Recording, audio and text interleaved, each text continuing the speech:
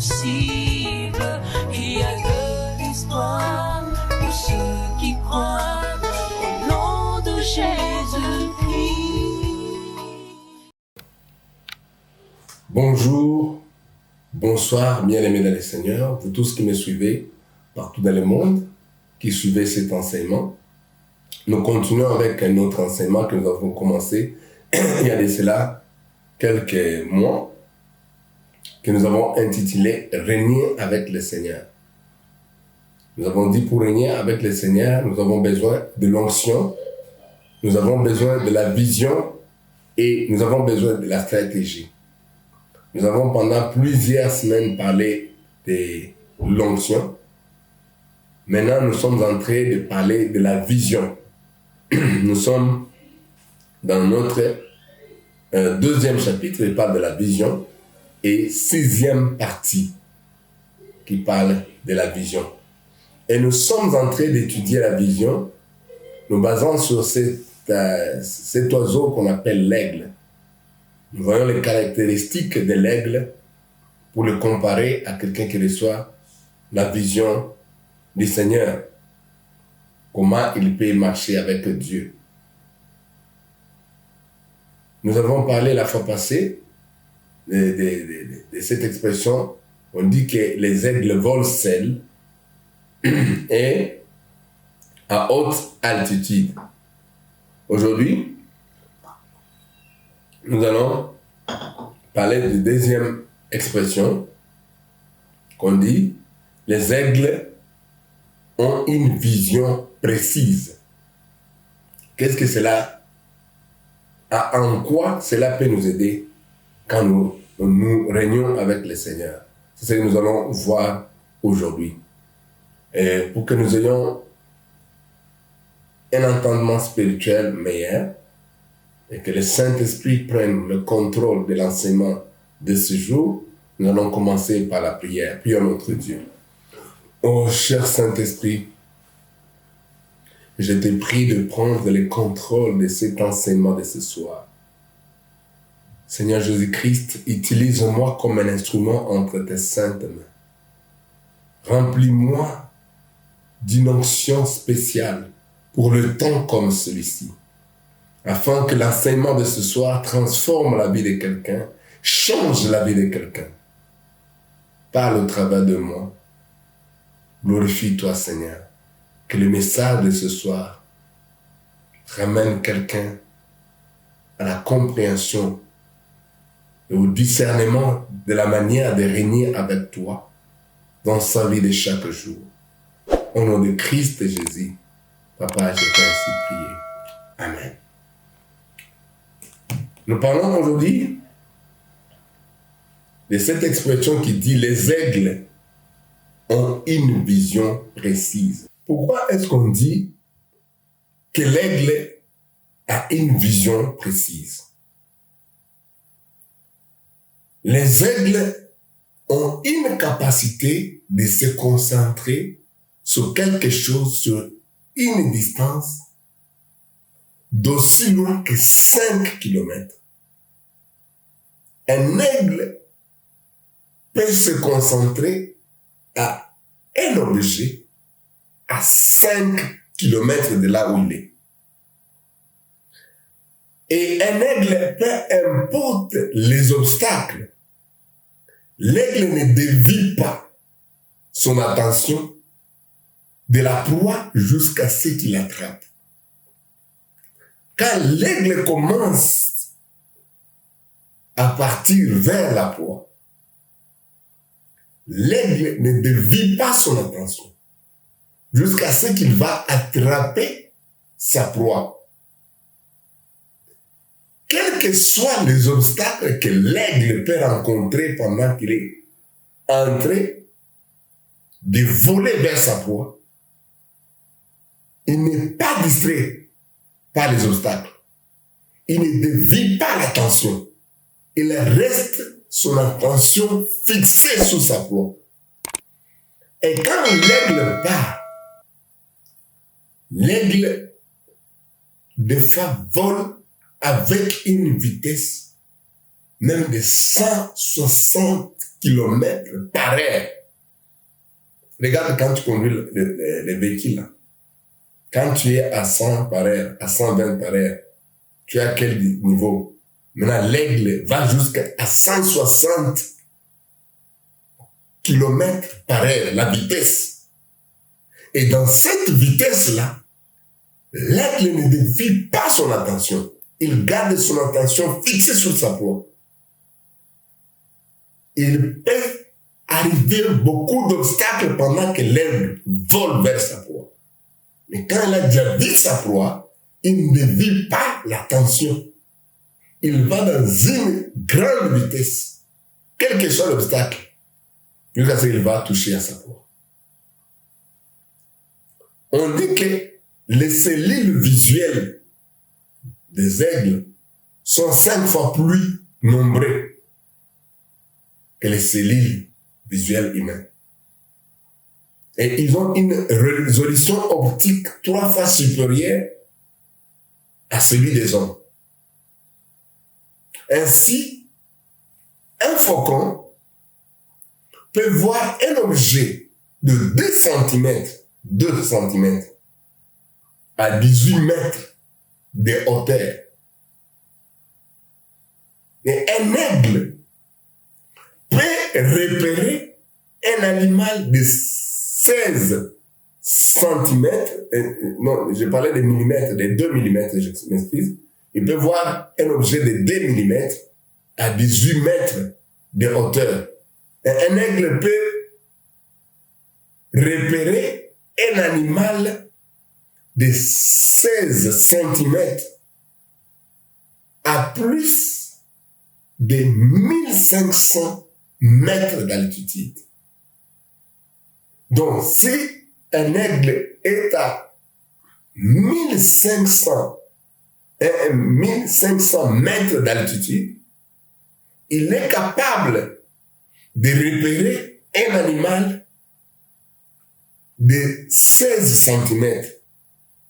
Vous voyez au moins comment la vision de l'aigle.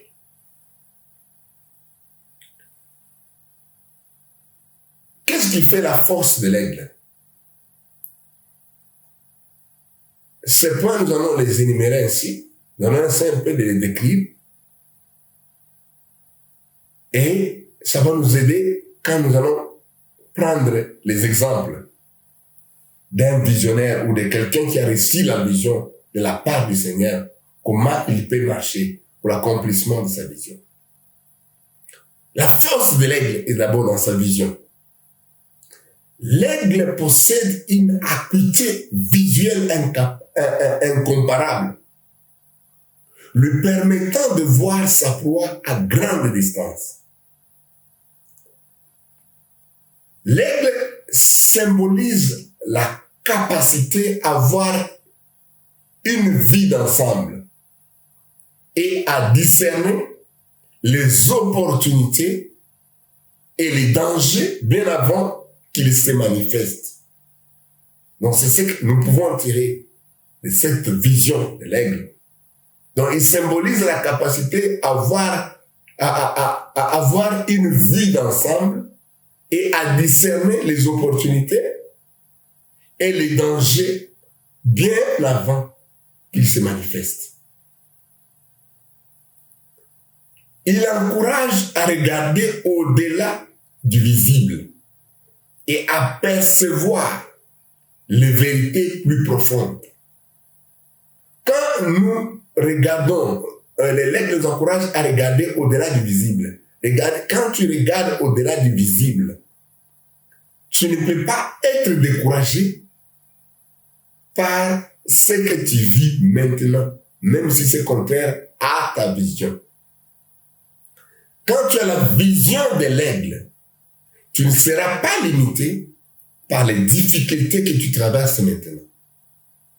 Malgré les difficultés, les oppositions que tu peux rencontrer maintenant, quand tu as la vision de l'aigle, tu vas au-delà.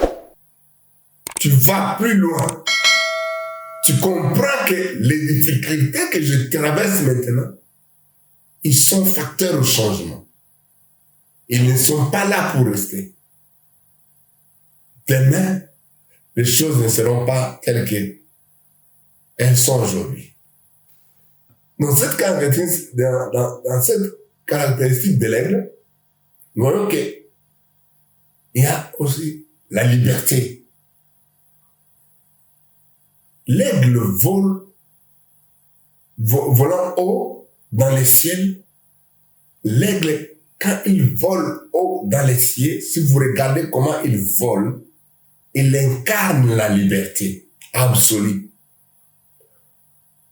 Pour ceux qu'il guide, il représente la libération des contraintes et des limitations. Il encourage à vivre authentiquement et suivre son propre chemin avec courage. Donc c'est quelqu'un qui a la vision de l'aigle.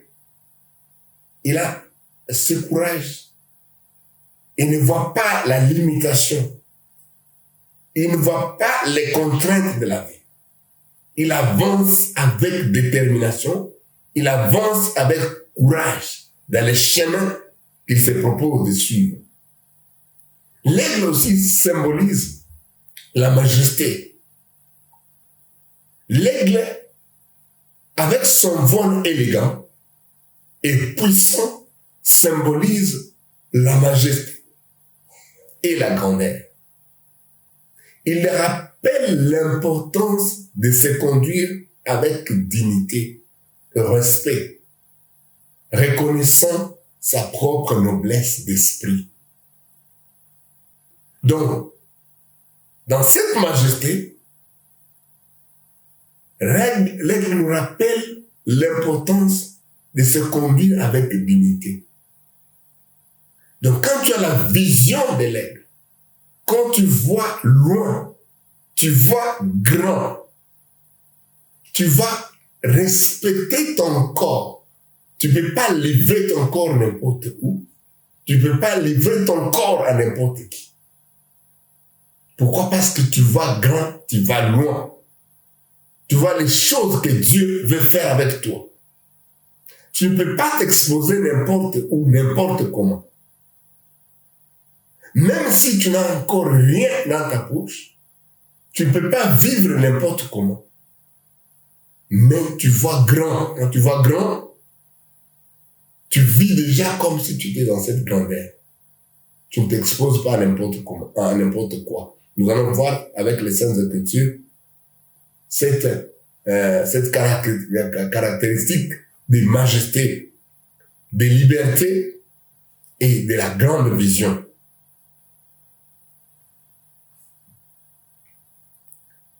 Donc, il faut avoir une vision et rester concentré à la vision.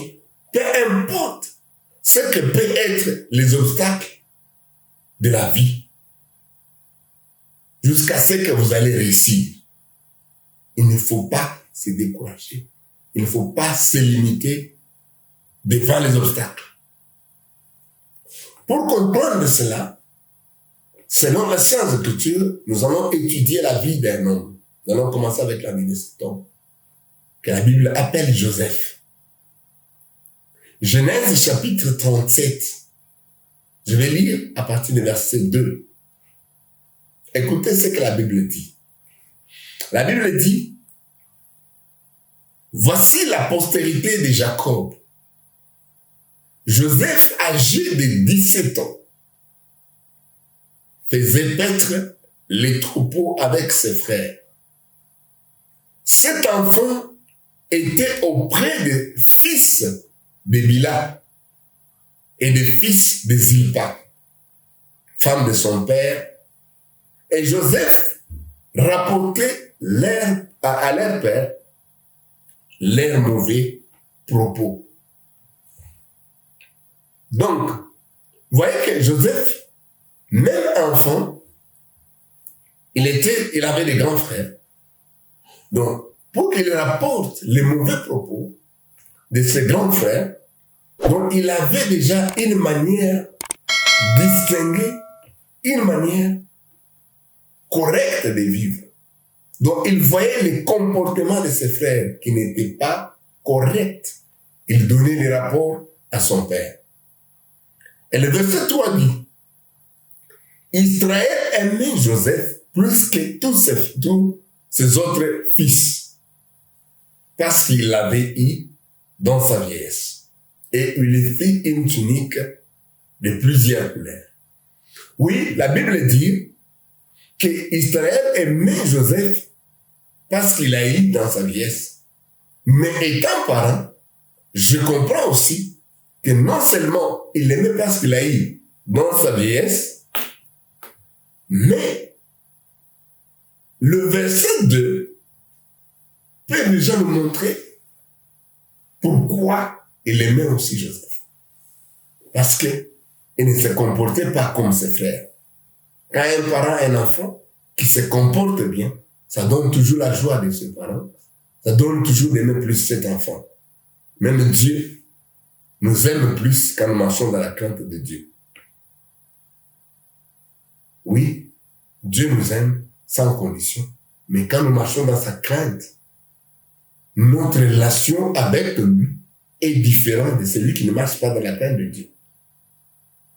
La manière que Dieu va s'ouvrir à celui qui marche dans la crainte de Dieu ne sera pas de la même manière que de celui qui ne marche pas dans la crainte de son nom.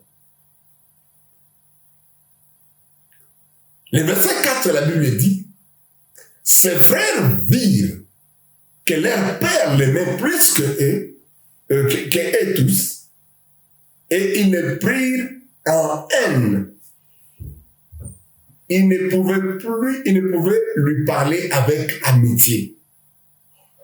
Cela veut dire que ses frères ont commencé à l'haïr parce qu'ils ont vu que leur père l'aimait plus qu'eux tous. Il suffisait de se comporter bien, leur père pouvait aussi les aimer plus, au lieu d'haïr leurs frères. Parce que haïr leurs frères ne les aiderait pas d'être aimés par leur père. Au lieu d'haïr ton frère, à qui Dieu montre sa faveur, essaie aussi d'aimer Dieu. Essaie aussi de vivre conformément à la parole de Dieu. Dieu t'aimera aussi plus. Il marchera aussi avec toi. Il te fera voir sa gloire comme il fait voir à ton frère que tu essaies d'haïr pour rien. Il n'est pour rien. Tout ce qu'il fait, c'est aimer Dieu. C'est marcher dans la crainte de Dieu. Et c'est ce que Dieu te recommande aussi, de faire de même. Si tu aimes Dieu, tu marches dans la crainte de Dieu. Dieu t'aimera encore plus. Dieu se fera voir dans ta vie comme il s'est fait voir dans la vie de ton frère. Donc, ce n'est pas une raison pour haïr ton frère parce que Dieu l'aime plus ou il se fait voir dans sa vie plus qu'il ne se fait voir dans ta vie. La faveur de Dieu est disponible pour tout le monde. C'est à toi de décider de vivre cette gloire de Dieu ou de t'écarter par ta manière de vivre. Le verset 5, la Bible déclare, Joseph eut un songe et il raconta à ses frères qu'il les haït encore davantage. On ne fabrique pas les songes, le songe vient. Involontairement, tu le reçois. Tout ce que Joseph a dit, il a raconté son songe à ses frères. Pourquoi tu cherches à haïr ton frère? Parce qu'il te parle de sa vision qui est plus grande. Si tu restes dans une bonne relation avec Dieu, il va t'aider à comprendre la raison de ton existence. Notre Dieu qui est grand Dieu, il nous a créés pour de grandes choses. Donc tu n'existes pas pour de petites choses. Tu existes aussi pour de grandes choses.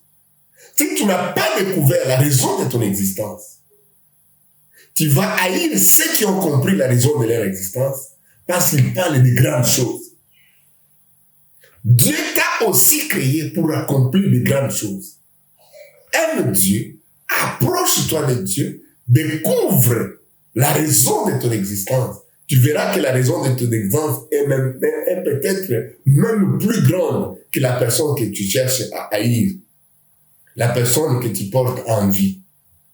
Dieu ne nous a pas créés de vivre comme des copies carbone des autres, mais il nous a créés de vivre comme des personnes uniques dans ce monde, d'accomplir des choses particulières dans ce monde. Alors, ils ont haï les frères, juste parce qu'il les a raconté la vision que Dieu lui a donnée. Il leur dit, écoutez donc ces songes que j'ai eus. Nous étions alliés des gerbes au milieu des champs. Et voici ma gerbe s'éleva et se tint debout. Et vos gerbes l'entourèrent et se prosternèrent devant elle. Il a eu ses songes. Il n'a pas fabriqué les songes. Il a eu dans ce Dieu qui lui montre ce qu'il attendait de lui. Ses frères lui dirent, est-ce que tu régneras sur nous? Lui, il les a dit seulement les songes. Tes ennemis comprennent plus loin que toi-même tu comprends la vision qu'il t'a donnée. Je sais que plusieurs personnes ont toujours dit, si Joseph pouvait garder ses secrets, il ne pouvait pas être trahi ainsi par ses frères. Mais je te dis qu'ils ont commencé à haïr avant qu'il raconte les songes. Et j'ajoute encore, si Joseph avait gardé secret de ses songes, comment ces songes allaient arriver? Comment ces songes allaient s'accomplir? Parce que l'accomplissement de ces songes était aussi caché dans la haine. Donc nous ne devons pas avoir peur de faire ce que nous sommes appelés à faire parce que les gens vont nous combattre. Qu'est-ce que les gens vont dire? S'ils découvrent ça, ils vont faire ça. S'ils font ce qu'ils font là, cela va te pousser qu'à l'accomplissement de la vision que Dieu t'a donnée. Nous verrons cela avec l'histoire de Joseph. Ils l'ont haï à cause de ses songes. Ils l'ont poussé à l'accomplissement de ses songes sans les connaître. Et ils haïrent encore davantage à cause des songes et à cause de ses paroles. Le verset 9, Élie encore un autre songe. Et il le raconta à ses frères. Il dit, j'ai eu encore un songe. Et voici le soleil, la lune et 11 étoiles se prosternaient devant moi.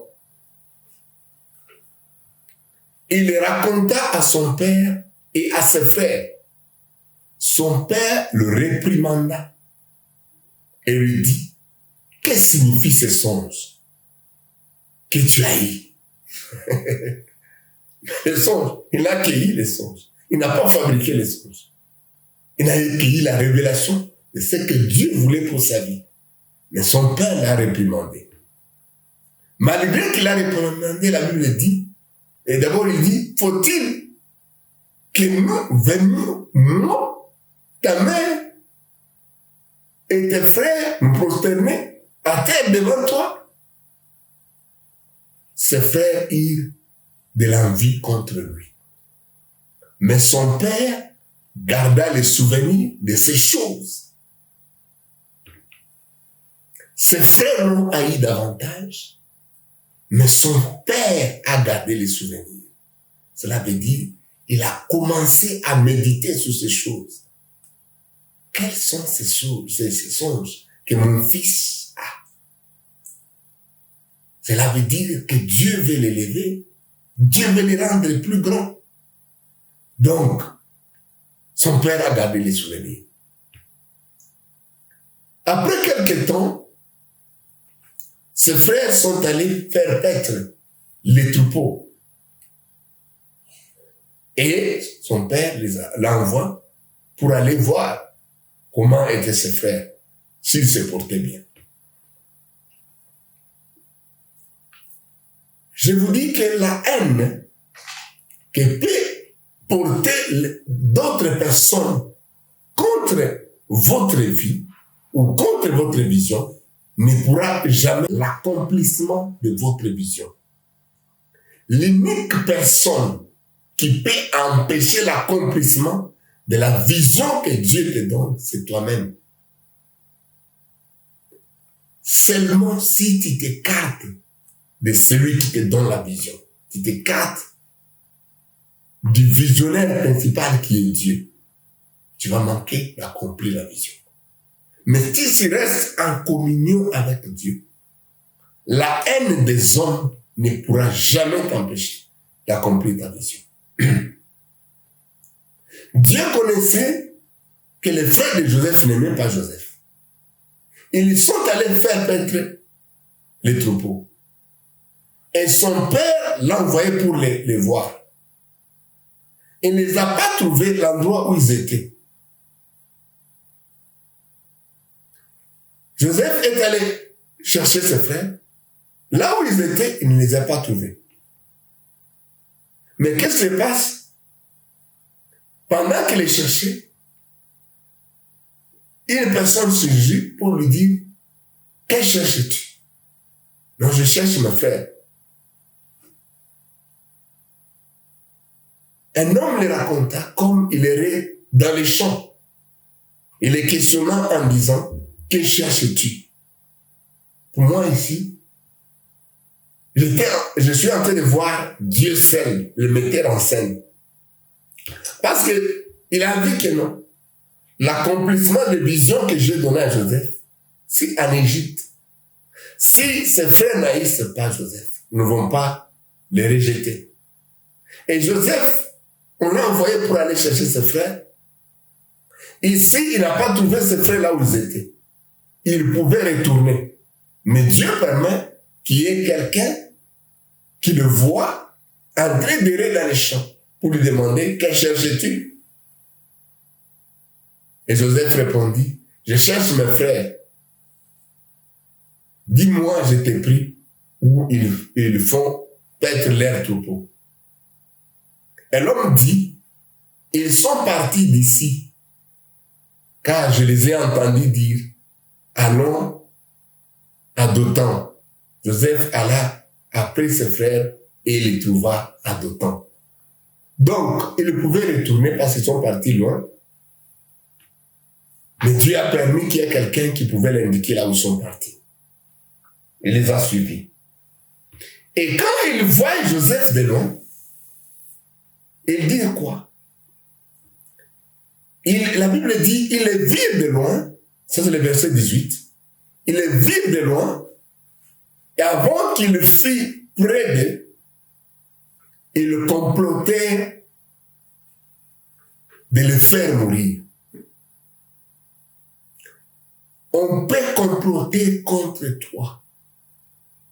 Mais le porteur de la vision de Dieu ne meurt pas avant l'accomplissement de la vision divine.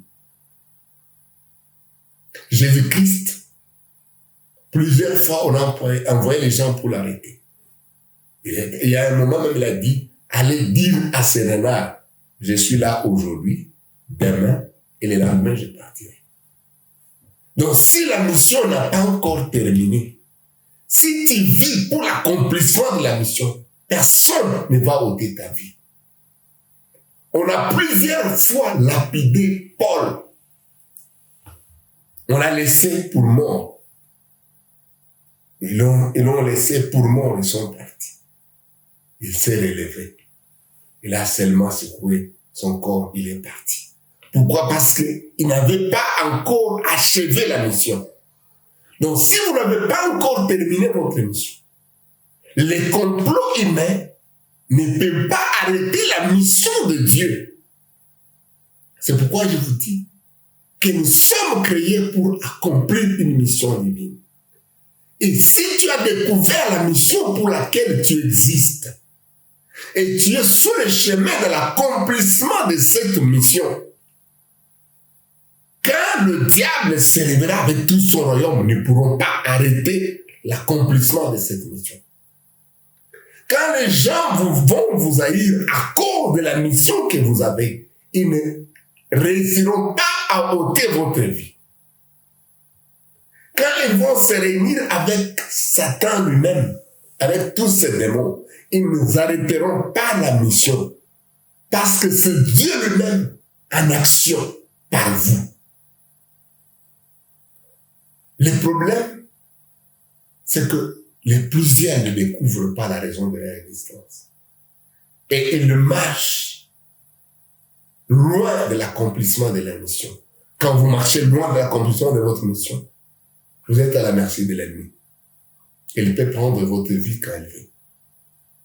Mais si vous avez découvert la mission, vous avez découvert la vision, vous êtes sur la voie de l'accomplissement de la mission de Dieu, personne ne peut ôter votre vie.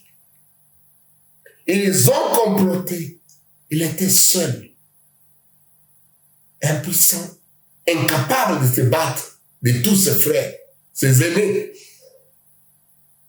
Le verset 19, il dit, ils se dirent l'un à l'autre, voici le faiseur des songes qui arrive. Venez maintenant, tuons-les et jetons-les dans une des citernes. Nous dirons qu'une bête féroce l'a dévoré. Et nous verrons ce que deviendront ces songes. Ce n'est pas les défis qu'il lançait, il ne lançait pas à Joseph. Mais ce défi, c'était contre le visionnaire principal. Le visionnaire principal, c'est Dieu. Joseph n'a que reçu le songe. Celui qui a donné les songes, c'est Dieu. C'est Dieu qui a donné les songes à Joseph. Joseph n'a que reçu les songes. Donc le visionnaire, l'auteur des songes, c'est Dieu. Alors quand ils ont dit, allons tuons-les, jetons-les dans une des citernes, nous dirons qu'une bête féroce l'a dévoré. Et nous verrons ce que deviendront ces songes. Ils étaient en train de défier Dieu lui-même, celui qui a donné les songes à Joseph. Et celui qui a donné les songes à Joseph le regardait. Mon frère, ma soeur, tout ce que je te demande, marche dans la crainte de Dieu. Découvre la vision pour laquelle Dieu t'a créé, la mission pour laquelle Dieu t'a créé. Marche dans l'accomplissement de cette mission. Marche vers la voie de l'accomplissement de cette mission.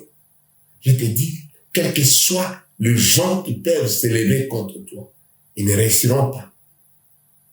Ils peuvent comploter de nuit, ils peuvent comploter les jours, ils ne réussiront pas.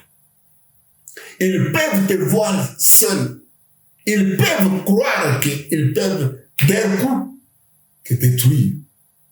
Mais ils sont en train de défier le visionnaire principal. Ils sont en train de défier celui qui t'a donné cette vision. Ne t'inquiète pas. Reste à la crainte de Dieu. Reste concentré sur la proie, donc sur ta vision. Reste concentré sur ta vision, que les obstacles de ta vie ne te distraient pas. Reste concentré sur le Seigneur, celui qui va t'aider à accomplir la mission qu'il t'a donnée. Tu es qu'un missionnaire. Tu es qu'un ambassadeur. Et un ambassadeur ne s'inquiète pas de sa sécurité. Mais la nation qu'il a envoyée fait tout pour que cet ambassadeur ne manque de rien. Que cet ambassadeur soit bien protégé. Pourquoi? Parce qu'il est ambassadeur, il représente la nation dont il vient. Nous sommes ambassadeurs de Christ dans ce monde. Nous n'avons pas à craindre. Quand tu as découvert la vision pour laquelle Dieu t'a créé, marche vers l'accomplissement de cette vision. Reste les yeux fixés sur le Seigneur Jésus et regarde l'accomplissement de cette mission que Dieu t'a donnée. Ne t'inquiète pas de ceux qui te combattent. Ils ne réussiront pas. Aussi longtemps qu'on est porteur de la vision divine, personne, qui qu'il soit, d'où il vient, ne peut détruire la vision divine. La vision divine est indétruisable. La vision divine est indétruisable. Ils ont comploté. Détruisons-les, tuons-les. Alors voyons ce qui viendra de ces visions. Il n'a que reçu la vision. Tu n'as que reçu la vision. Par celui qui t'a créé. Parce qu'il connaît la raison de ton existence. Et il veut que tu accomplisses la mission pour laquelle il t'a créé. Alors s'ils te combattent, ce n'est pas toi qui combattes. Ils combattent celui qui t'a créé. Ils combattent celui qui t'a donné la mission. Que tu as la destinée d'accomplir. Parmi eux, ils ont dit non. Ruben dit non. Ruben entendit cela et il les délivra de leurs mains. Il dit, ne lui ôtons pas la vie. Ruben leur dit, ne répandez pas point de sang. Jetez-les dans une citerne qui est au désert et ne mettez pas la main sur lui. Il avait le dessein de les délivrer de leurs mains pour les faire retourner chez son père. Dieu va causer des problèmes au milieu de ceux qui combattent contre toi. Ils vont se battre eux-mêmes à cause de ta vie. Dieu va créer les désordres parmi tes ennemis. Ils vont s'entretuer. Ils vont s'entre-détruire à cause de ta vie. Pourquoi? Parce que tu es porteur de la mission divine. Tu es porteur de la sémence divine. Tu as en toi ce qui est indétruisable. À cause de ce que tu portes. À cause de la mission que Dieu t'a donnée. Ils vont se battre entre eux. Et ta vie sera sauve. Que Dieu bénisse sa parole pour ce jour. Nous vous prions de suivre la 7e partie. Nous allons continuer pour expliquer comment l'aigle, porteur de la vision, va jusqu'à l'accomplissement de la mission que Dieu lui donne. Quand tu as la vision de l'aigle, quand tu marches avec le Seigneur, comment tu peux rester les yeux fixés sur la proie, sur la vision, jusqu'à ce que tu accomplisses la mission que Dieu t'a donnée. Que Dieu bénisse sa parole pour ce jour. Nous vous prions de suivre la 7e partie de cet enseignement. Nous allons prier pour terminer cette partie de ce jour. Prions notre Dieu. L'Éternel, notre Dieu de gloire, je te dis merci. Je fais ma part d'homme. Fais ta part de Dieu. Permets que le message de ce jour puisse transformer la vie de quelqu'un. Que ce message encourage mon frère, ma sœur, à comprendre que quand tu règnes avec lui, il n'a rien à craindre. Il n'a qu'à rester fidèle à ta parole. Rester les yeux fixés sur toi, qui est le commencement et la fin de notre foi. Et c'est toi qui vas l'amener dans l'accomplissement de cette vision, de cette mission divine que tu as accordé d'accomplir dans ce monde. Merci Seigneur pour ta parole. Merci, cher Saint-Esprit, pour ce que tu convaincs les cœurs vers ce message. Au nom de Jésus-Christ, j'ai ainsi prié. Amen. Nous allons prier pour celui qui est malade. Que l'Éternel Dieu te restaure, que l'Éternel Dieu t'accorde la guérison. Quelle que soit la maladie, la Bible déclare, par mes chaussures, nous sommes guéris. Prions, touche là où tu sens. Quelle que soit la maladie. Même si les médecins t'avaient dit, c'est fini pour toi. Mais je te dis, par les chaussures de Jésus-Christ, tu seras guéri maintenant. Prions notre Dieu. Au nom de Jésus-Christ, je te déclare guéri. J'ordonne la guérison au nom de Jésus-Christ. Tel que la parole de Dieu déclare. Parce que mes chaussures, nous sommes guéris. Je te déclare guéri du plan de ton pied jusqu'à la tête.